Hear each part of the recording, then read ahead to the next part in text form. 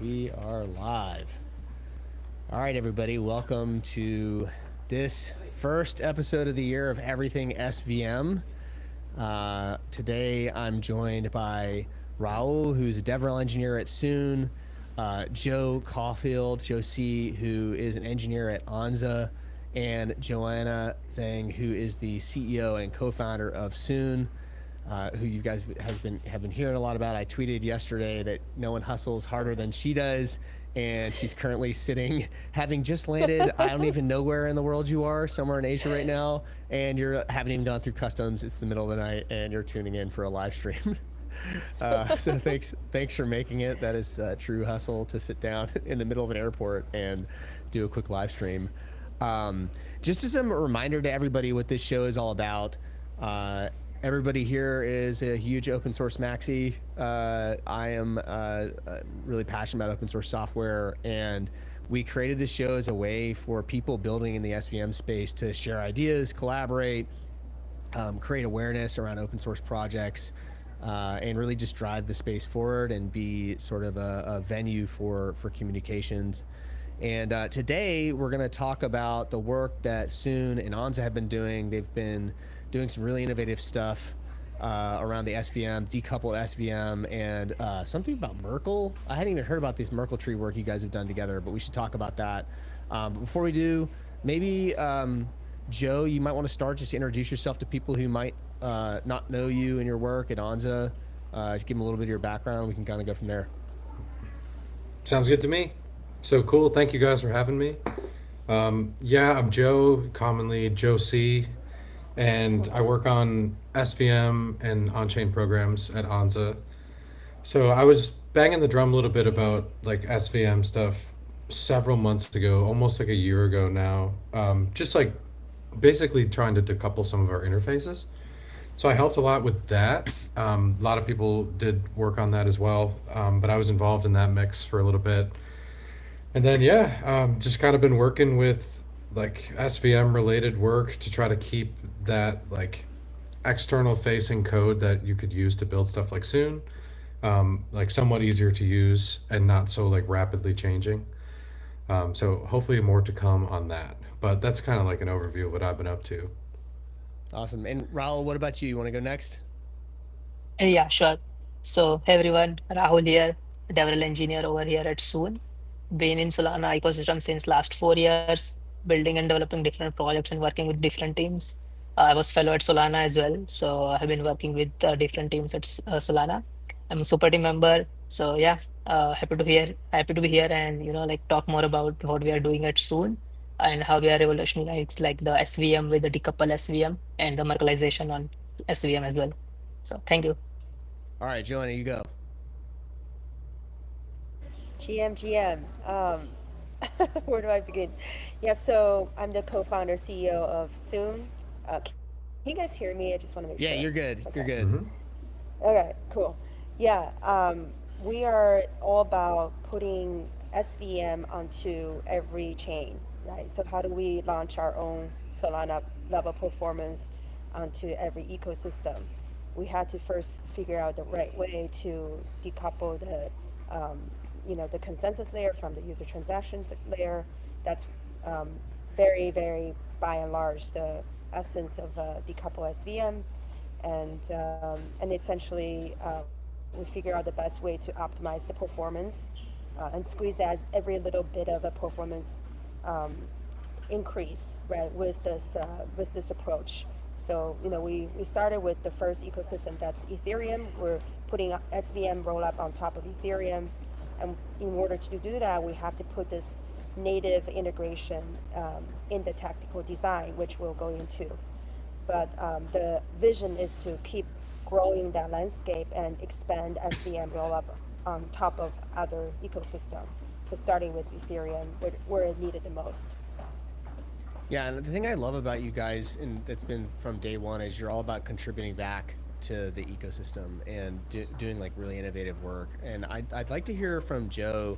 You were talking about those external pieces of code that other people can build stuff on top of and drive innovation with. Can you just talk about what it's been like to work with Soon and like how this collaboration has just like logistically worked, and how other, because I kind of want to give other people who might be listening like an idea of how they could contribute back and what it would be like to work with ANZA, and like how this even kind of happens. What does it look like? Yeah, totally. So yeah, first of all, that's absolutely correct. Like right from the beginning, Soon has always been about like upstreaming and kicking back. And that's like the overall like hope, at least for me, on like any of these projects that go forward with SVM and other like lands. I hope that that kind of proliferation of the tech does lead to more like stuff getting kicked back to the like to the base execution layer. So we get like more people contributing, more eyes on the same code, more optimizations that ultimately benefit Solana as well. So that would be super cool. And yeah, the work has been cool. It's been great. There's some really talented engineers at Soon that have found some clever ways to use some of the stuff from the validator standalone. Like they spun up their own version of one of our schedulers that doesn't need the rest of like core, for example. So that's been awesome to see. Would love to get that into the validator as well, and hopefully it looks like we're gonna do that. Just you guys have a mainnet to launch or did launch, so a little bit busy. Um, but yeah, I mean, like as far as the question of how to do it, I think it really just depends on like what exactly your use case is. If you have an idea that like there's something in the validator that would make a lot of sense to be able to consume, like to build something else or to like customize some things and get rid of the way that Agave does a particular thing. We're always open to that kind of idea. There's a weird line that we have to walk between like, is this gonna like introduce bugs to the validator at the risk of like changing code that we don't really need to change for the sake of Solana proper? Or like, is this gonna have this like really huge marginal benefit and it's maybe worth doing? Like, that's sort of a difficult line to walk sometimes, but we're 100% open to at least hearing all of these different ideas and trying to make the code base as decoupled as possible. Because on the flip side, it does make it easier to test things. It does make it easier to build other clients, and it makes it easier to like maintain stuff as well. Yeah, this is something we've been talking about at ABK Labs a lot, like ever since we started working in the alt SVM space, or L2, whatever you want to call it, network extensions. Just the idea that like and just for people who are not like maybe non-technical, the code base for Agave, it's like a million lines of code, and it's been like one mono repo. And correct me, Joe, if I'm wrong here, but it's like a big repo with a bunch of code in it. And if you want to contribute to that or change it, it very quickly becomes difficult. Like number one, you have to be a quick study like Soon, or just like a really like 10x engineer to like go in there and understand it if you haven't been working on it for the last 5 years. So that's a big barrier to entry. And then anytime, once you start making changes, you start diverging away from Agave mainnet, and it becomes really, really difficult to maintain. And so if you can decouple things and make it more modular, then you're kind of going like the interesting thing is this is the same thing that happened with Linux, right? Like Linux was more of like a mono repo, and then it became a modular architecture with like a plugin system, and now you've got like tens of thousands of people contributing to it, engineers that are able to contribute to it. And that, I think that's because it became more modular over time. It's a lot easier to maintain, a lot easier for like people to just like nerd out on the one little piece that they're like really excited about leveraging and using. And I think over time, that's where Agave will go. I think you guys see the same thing. It'll go down that path. Raul, I'm curious, like in your experience, how do you drive adoption? How do you help developers leverage the stuff that Soon is creating and the stuff that like ANZA is doing, and those different external technologies that people can use? Yeah, sure. So first thing first, like for the decouple SVM, right? So for the developers, one of the most like the huge thing was the deployment cost that we are currently seeing on the Soon, which is 20x cheaper than the Solana itself, because of the decouple thing that we have done with the consensus overload that we have removed. So now developers for the deployment cost they see for their programs, or the transaction cost they see for the simple transfer instructions, it's like 20x cheaper than the Solana instructions. So with same architecture, with everything same, the developer has to use the same code base, but with the little or like 20x cheaper cost. So it is very huge moment for us and for the developers, because helping them and like solving their queries, because you can use same developer tools that you use on Solana, for example, Sol PG or Anchor, all the framework that you use, but with the lower cost for the deployment and higher scalability. So yeah. That's really cool. I did not know that. So Joe, like how does something like that get, I mean, has that already been contributed back to Agave, and is that on mainnet now too? Or what's that path process for like that benefit to come back to mainnet look like? For making the transactions cheaper? Yeah, for making it sounds like he's talking about deployments of contracts to mainnet, and so like that sounds like a pretty big benefit that Soon's getting out of that innovation. Is that something that we can see on mainnet? Is that like an example of something that might be able to come, or what does it look like for stuff like that to end up, benefiting mainnet? Yeah, I mean, if there's a faster and cheaper way to write an elf to an account and validate it, then 100%, then that should definitely come our way. I'm sure many developers would really appreciate that, especially now. So that sounds cool. I didn't know that. Joanna, what are some of the other things that you guys are seeing from the work you're doing around decoupling the SVM that's like of benefit to the ecosystem? Yeah, for sure. So we basically looked at the from three ways, right? So one is the cost. We mentioned the cheaper costs, but this is mainly because we don't have to post. Internet freeze or airport Oh, no. frozer. Yeah, reduce the. Can you hear me? Yeah, Sorry. you're back. Yeah, You're back. It's I think all my, good. Yeah. my internet was a little bit unstable. Sorry about that. Yeah, so basically three major ways to improve, right? So one is the DA cost. We can reduce the DA cost by a way of again stripping out the voting threads from the consensus thread, from the execution threads, right? As L2, we don't need consensus there. So that is, currently like a DA cost gets passed on to the users. So, that's a major cost reduction. And number two is by making the tech stack more lightweight, we can add fraud proof in the future. We're already talking to a few ZK provers on this, right? Specifically with Succinct. We have been, making some progress on how to add the ZK fraud proof to increase the security, right? And also with it will reduce the withdrawal window because we're optimistic rollup. And then lastly is this new concept of introducing horizontal scaling, so that further increase the TPS without sacrificing the reliability of the network. So the way it works is essentially think of it as message bus model that we see pretty commonly in Web 2 world, right? So we can introduce this TPU workload spreading across multiple machines to further increase the TPS throughput optimization, right? So this is something that we haven't seen anyone doing within the SVM world. Most people are still like tied to that whole like vertical scaling model. Brand new idea that we're still collaborating with ANZA on. Yeah, something that we can definitely see contributing back to the ecosystem as a whole. That is really cool. Joe, can you explain a little bit to me about how the horizontal scaling piece works? Like, what does that actually mean?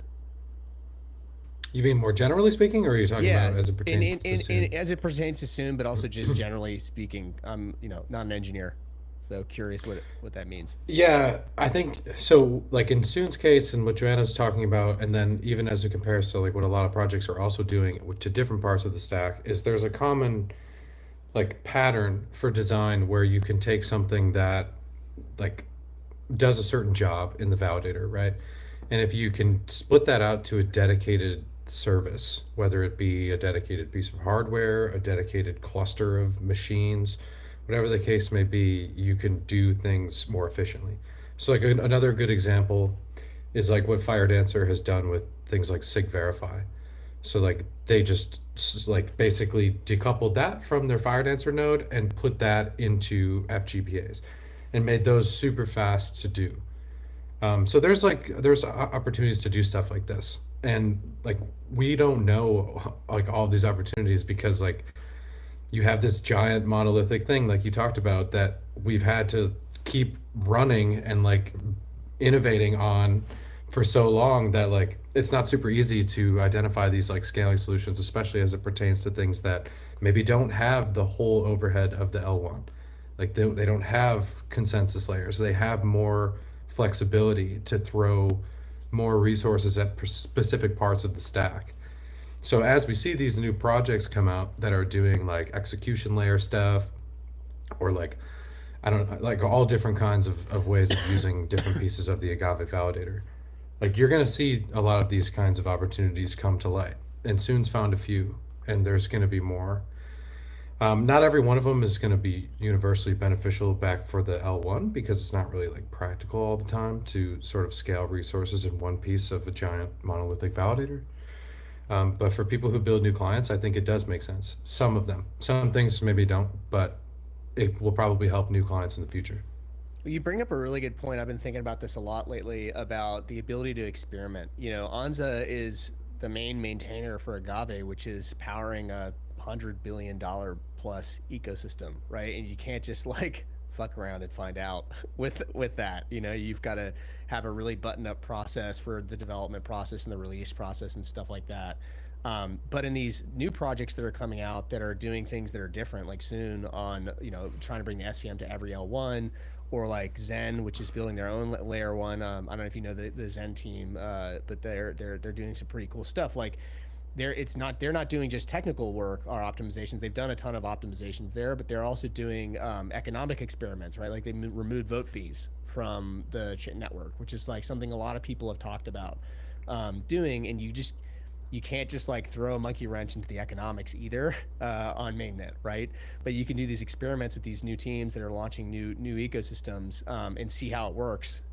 And if it works really well, there's no reason you can't adopt it. You know, you can find out in that more Wild West environment where, you know, the Solana mainnet ecosystem has just matured to a point where you by the nature of how big it is, you kind of got to be a little more diligent and intentional with the stuff that you're doing. So yeah, I'm really excited to see that stuff get tested. That's an interesting point. So like economic experiments coming back towards the base chain too. That's interesting. You could make the argument that that doesn't really have anything to do with what execution layer you use, though. Like you could just say that like experimenting with removal of certain fees could be applied to whatever network you want. 100%. So arguably, we could take those ideas from a lot of places, which is good. But you hit the nail on the head with the difficulty to experiment with stuff. And that does kind of stink. I think the more like the economic one, you know, like that's going to be tough to do for anybody who has a lot of TVL, of course. But also the technical one too, that we talked a little bit about earlier. That one's pretty tough, man, because like we want, like if we could build the validator over again, and like I'm sure I'm speaking on behalf of a lot of my colleagues here, like there's a lot of things we would do differently and a lot of things we would decouple. But it's hard to do that backwards, you know? So like have to be really careful. But well, hindsight's taking a little bit of time is 2020, and I think like the one thing that I love about the Soon team is their focus on shipping, and it's the same thing that shipping product, right? And this is the same thing that when I first met Rajan Toli, like very early on in Solana's life before mainnet, that I picked up on them, like that they were shipping open source product from day one. And back then, like people don't remember, you know, 2017, 2018, there were a lot of ETH projects that were like glorified, you know, academic research teams that were talking about open source, but not really shipping product, and definitely not doing it in an open repo, an open repository. And I think that's something that's built in the DNA of Solana and of Soon that is a huge part of their success. And so, yeah, you'll look back and be like, well, we could have done some things differently, but yeah, you could also just like over optimized for forever and not shipped a product that grew a massive ecosystem. And I think that's a big lesson that like, it's a hard thing to really internalize. I think it comes from the culture that the founders create when they start a project. But it's probably my biggest lesson from watching these ecosystems grow. And I think it's what's setting up some of these teams like Soon to win pretty big. I don't know, Joanne, if you have any thoughts on that. Yeah, definitely. I mean, my co-founder CTO is not on this call because he's still he's still working on the the latest integration. Yeah, we just been, I think as a team, very much focused on, we put, we're not like the type of people that, what's the word, put the car in front of the horse, right? Like that, likes to show off and talk about marketing before we ship the product. So always let the product speak for itself. And frankly, I think the whole collaboration with Anza has really been so personally, you know, reassuring. I think just because we've been doing so much technical work that we think are important to contribute back to the ecosystem, but it's hard to see that, right?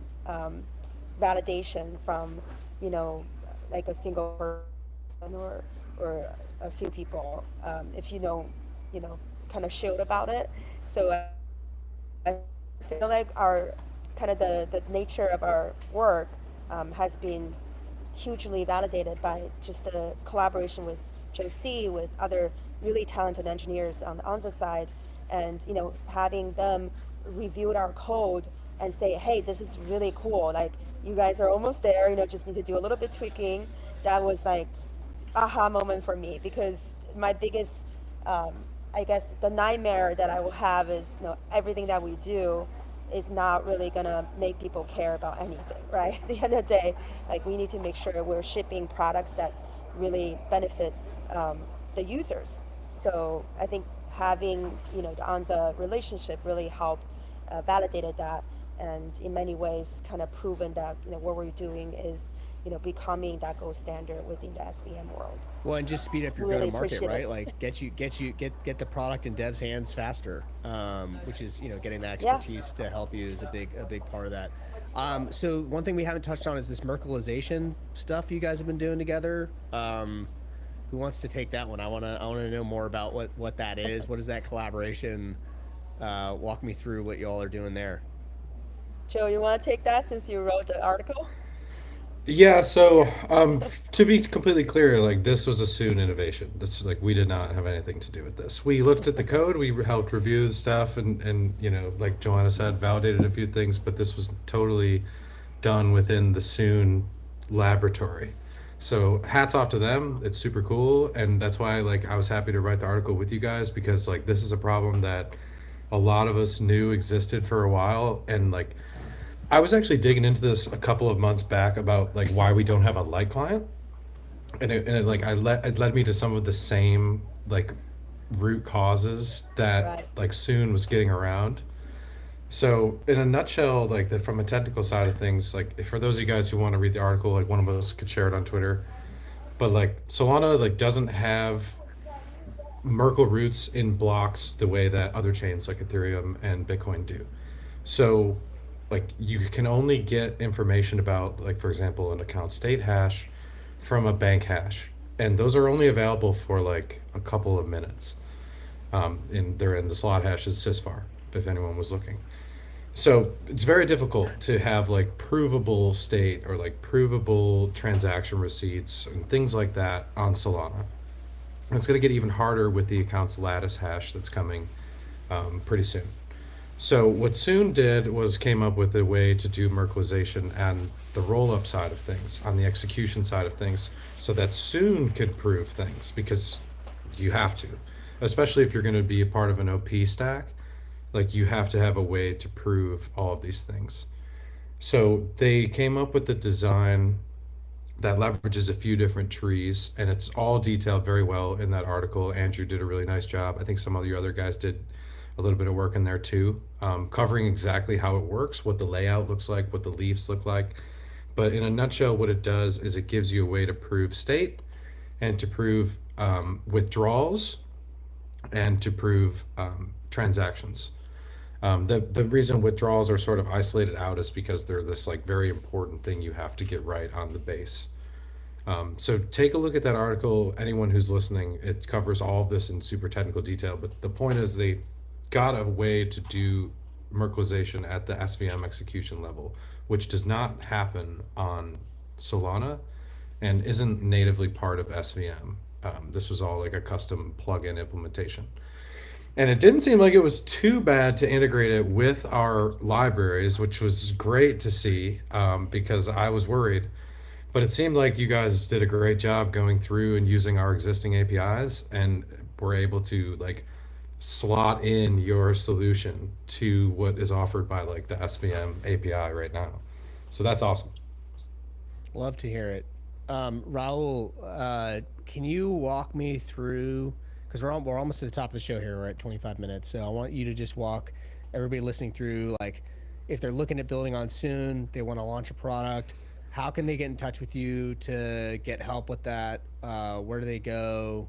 Where are the docs? Like all that stuff. Just like real quick, how can people find you and interact and get support from you?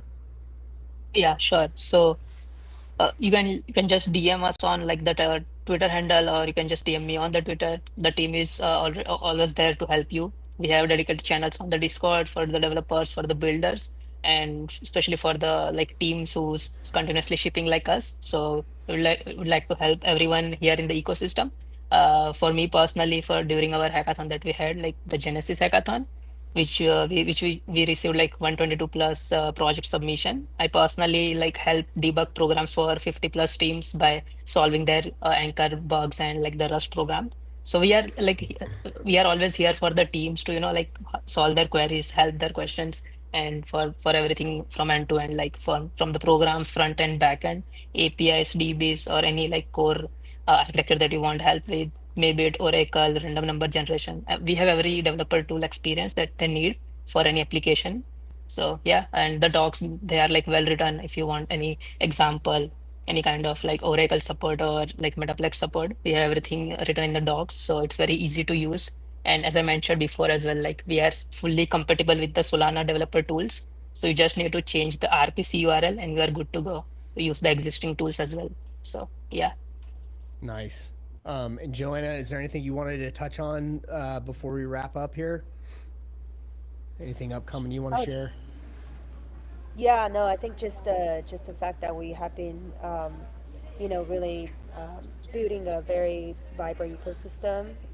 Now we're finally opening up to the public to play. We have 60 applications already deployed on the mainnet. Out of that Genesis hackathon, we had 120 applications that came in. That we still need to figure out how to convert them from on the testnet. Rug by the airport. So a lot of exciting new use cases that we found tractions in. So sorry, am I freezing No, again? you're good. You're back. Okay. You're back. A little You're bit. back. Okay. You're back. You're back. I'm back. Okay. Yeah. No. Just please give us a try. On the mainnet, we've been doing a lot of good work with ANZA. So again, thank you so much for all that collaboration. Josie personally traveled to our last co-working session, so that was super. That's heartwarming to me. The fact that like all three of us, I believe, right, Raul, Josie, and myself, we're all in Asia time zone right now. It's at 1:30 a.m. Is another Yeah. validation of this collaboration. So we'll continue to do good work and contribute back to the ecosystem. Awesome. Well, really appreciate you all taking the time to hop on, Joanna, especially you. Haven't even gone through customs yet after a long flight. No, you must be tired, so want you to head out and get some rest. If anybody listening to this wants to find out more about the SVM space, feel free to hit me up in my DMs or anybody on this call. And if you want, if you're like a project actually building, you can come join the SVM community chat on Telegram. I can get you an invite, or anybody on this call really can get you an invite because we're all in the group.